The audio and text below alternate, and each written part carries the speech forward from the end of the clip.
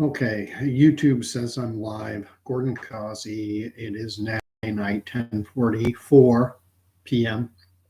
Uh, on October the 28th, and just wanted to do a quick little video talking about an article that was published today in Canada's Globe&Mail publication, the digital format, and it's about the headline says that fewer than 1 in 5 Canadians have received a COVID-19 booster shot. And I'll just read a little bit. Most Canadians are behind on their COVID-19 vaccinations, putting many at risk of infection and severe outcomes as cases surge and new variants arrive. Some experts say weak public messaging about the critical need to stay up to date with COVID-19 vaccination is partly responsible, and add that communication efforts and policy decisions about vaccines, masks, and other mitigation measures need to be stepped up in light of a pending wave. Quote, we are acting as though the threat of the spread of the virus has gone away, unquote, said Nazim Muhajarine, epidemiology professor at the University of Saskatchewan and co-lead of the Public Health Systems and Social Policy Impact section of the Coronavirus Variants Rapid Response Network, the COVAR-net. And I'll finish with this paragraph. Only 17% of Canadians have gotten a booster dose or completed their initial vaccine series in the past 6 months, according to the most recent figures from the Public Health Agency of Canada. Experts say this is a serious concern because vaccine-induced immunity starts to wane after 6 months. The link is down below if you want to read the full article. I'm going to suggest the reason why uptake is so low now. And the reason is simply this. Initially, I would wager that when it was the initial shots, when in late 2020, early 2021, when the shots first started to roll out, the problem is that Canadians were sold a bill of goods that did not turn out to be true. Canadians were told this would bring it to the end. This would end things. Alberta Health Services had a public service campaign. They had placards on the sides of buses showing a syringe and saying this was the ticket back to normal. And talking heads like this. I forget her name now. The woman on CNBC who said the virus stops with each vaccinated person. And that messaging, I would suggest, worked on in and around 40% of the population, about what it works on in terms of the annual flu shots. That's about the uptake you're going to get. I think they probably pushed it up to in and around 50%. Through this phony virtue signaling, I'm a good person, I'm getting the shot, not because I need it, but because I care about other people, and I'm going to have a lawn sign now that to declare to the world what a wonderful person I am. I got the shot. So a t-shirt or a button or a sticker or something to, proclaim virtue, empty-headed virtue signaling. That probably pushed it up to 50 odd percent. The only way they got it up to 90% roughly of the age 12 and up population is through illegal coercive measures. And the reason it's so low now, the reason why, as per the article, as per the numbers from Canada's Public Health Agency, we're only at 17% who can be considered up to date on their vaccines, meaning within the last 6 months, you've had the first 2, and so you're good and just waiting until you can get boosted, or have been boosted within the last 6 months. That's less than 1 in 5 Canadians. And it's because we're trusting. Canadians are trusting by and large. We'll put blind faith in public officials, but we're not stupid. And everything they told us has turned out to be a lie, starting right at the beginning.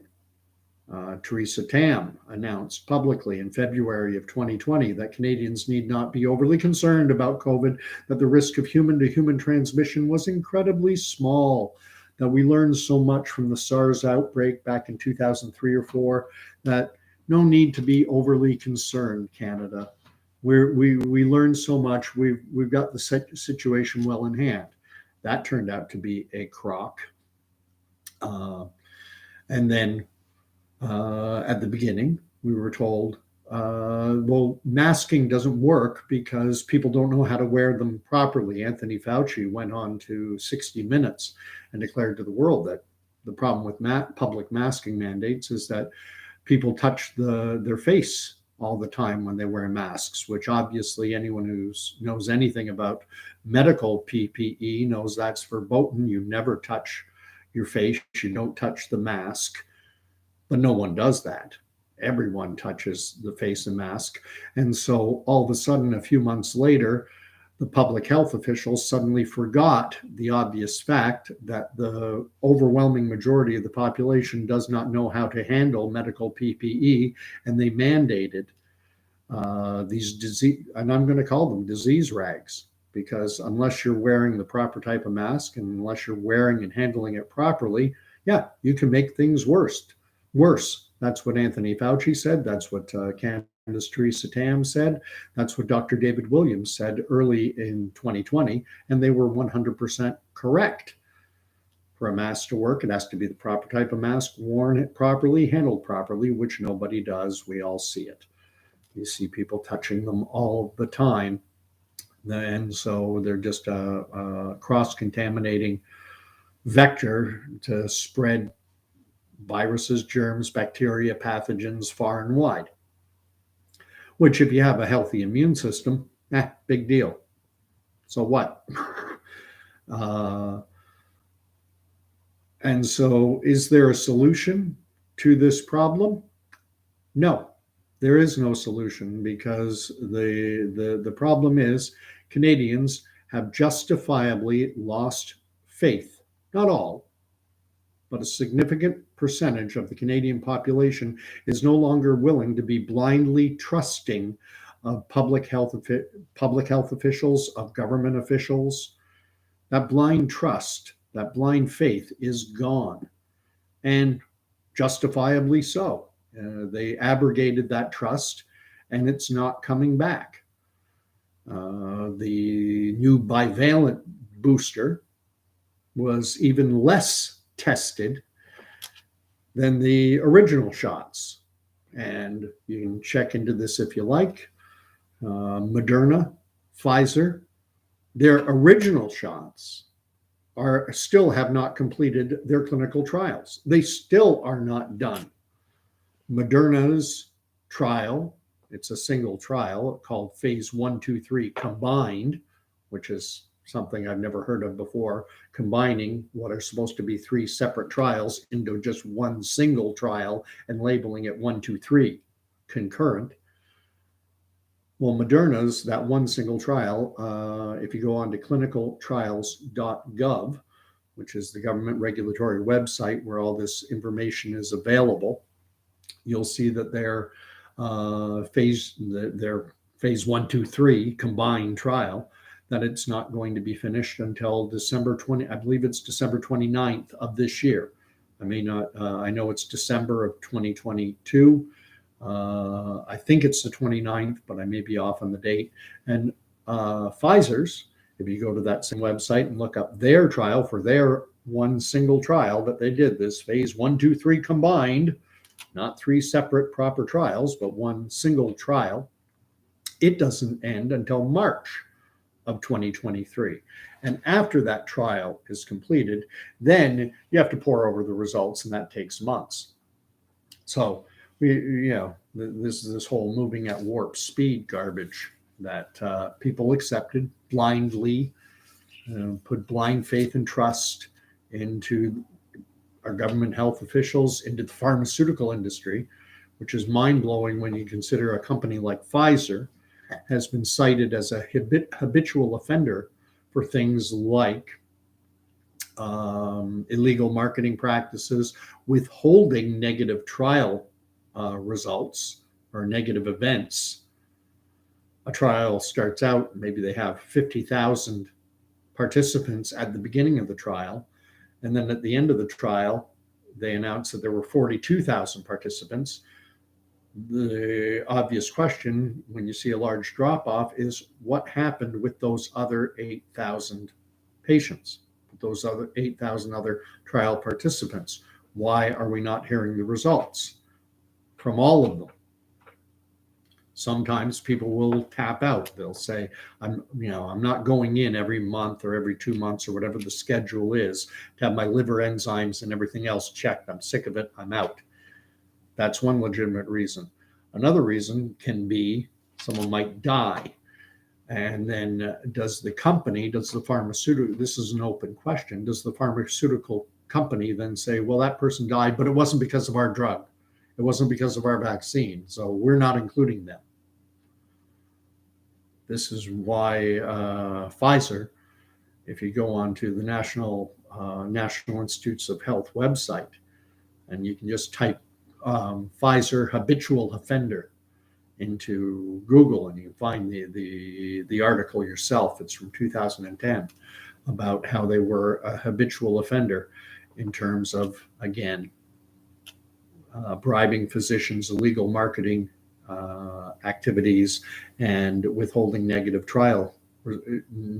events from their trial results. So that's the end. I mean, that's all I really have to say on the matter. I realize that I am a voice crying in the wilderness, so to speak. However, the thing is, I'm a voice crying in the wilderness, but there are more and more and more of us willing to talk and be open and to share our stories, our history, our status, the fact that we're not vaccinated. We need to be forthcoming. People are very forthcoming about saying, oh, I'm going for my 5th shot. 5. Oh, you're up to 5 now. I haven't had any. Shock people. Shock them. Someone tells you they're getting their 4th or their 5th, and you haven't had one, tell them. Or tell them you've tapped out. I got the 2 because I felt I had no choice. My employer required it. I needed to take my kid to hockey. Goodness knows, in New Brunswick for a time, they even were going to deny the unvaxxed access to grocery stores. This cannot come back. But reading that article, it makes you wonder if they'll try and pull it again. And if they do try and bring in these illegal type of mandates again, and coercing someone to take any type of medical procedure. Coercion is illegal. Canada is a signatory to various international agreements, and one of those international agreements proclaims that Canada does not coerce its citizens into taking any medical procedure. I would love to debate someone on this garbage, but how are you? The problem is the experts will tell you what they believe they don't know. They can't tell you what the long-term safety profile is on mRNA or vector platform vaccines 2, 5, 10 years out. They can't tell you because they do not know. They do not know what the long-term safety implications are of this. And I think now a big part of the reason why so many people are tapping out and saying no is that, like myself, and I know of 5 and possibly 6 severe adverse events, heart attacks, aneurysms, strokes, And I say 5, maybe 6, because one of the 5 were in individuals who are all under the age of 60. The youngest is 38. One guy died 47 of a heart attack. Those are the 5 I know, and there's an additional one, but it was someone in advanced years, someone past natural life expectancy. And when you get into your late 80s, 90s, early 90s, severe health events are not unusual. So, can you determine cause and effect? No, I can't. I certainly can't. And I doubt it would even ever be investigated. Well, they were old. So, 15-minute long video. Keep up the fight. Read the article if you like. Share it out. Share your experience. Share your story. Be another voice crying in the wilderness, because it gets louder and louder and louder the more of us there are. God bless.